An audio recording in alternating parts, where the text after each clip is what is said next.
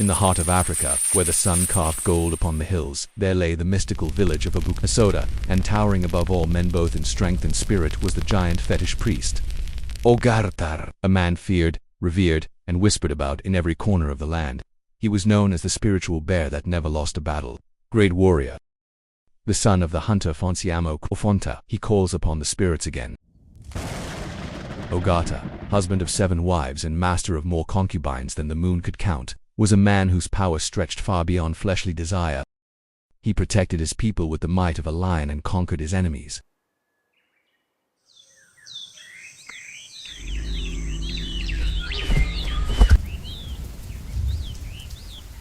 Ogatar, protector of Obu Kasota, he redeemed kidnapped women and children and healed the sick. In his reign, he was referred to as the restorer of peace.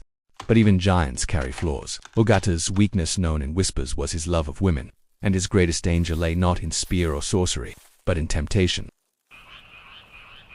An old witch in a nearby town was envious of Ogatar's power and conspired against him.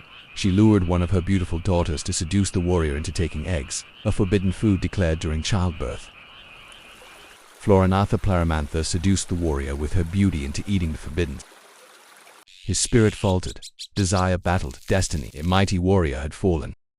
Ogatar, the miracle worker, the shield of Obu Kasota, fell not to enemy kings, but to the weakness he carried in his heart. His village weeping, his wives wailing, drums echoing his name into the stars.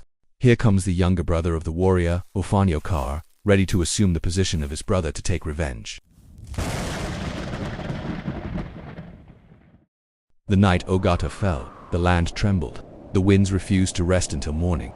Every living creature remains indoors, for a giant had returned to the ancestors. But in the silence that followed, a new fire stirred, cold, sharp, and hungry.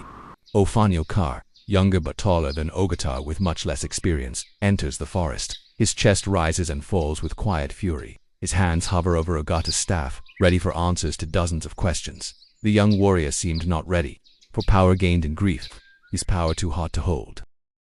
The drums begin slowly, a signal only the brave answer. Warriors emerge from the shadows, clad in leaves and bone ornaments. The warriors sought for instant revenge, but Ofanio speaks, "Not yet. Revenge rushed is revenge wasted. I must first speak with the winds that carried Ogatar's last breath and the voice of the elderly gods of our fatherland." The old witch hid behind an old dark magic, the very powers that had darkened her soul for tens of decades. With the unquenchable thirst for spiritual dominance, she sought for more power in the secrets of the land of Obu Kasota to crush its spiritual leaders. One midnight, while the enormous baobab tree glowed faintly under moonlight, Ofanio, desperate for answers, was able to locate the chief baobab tree. He climbed its massive roots and sat where Ogatar once meditated and whispered, "Father of fathers, show me the path." The tree groaned, and the leaves shimmered like spirits dancing. A ghostly voice, unmistakably Fonciamo Ofonta, the spirit of his late father, echoes from the wind in front of him. "My son, the witch's cruelty is rooted deeper than the death of your brother. Seek the counsel of the stream goddess. There lies the truth." By the spirits of our ancestors, by the blood of Ogatar, I swear, I will not rest until Obu Kasota is avenged. If you enjoyed the story, hit the like button and subscribe for more.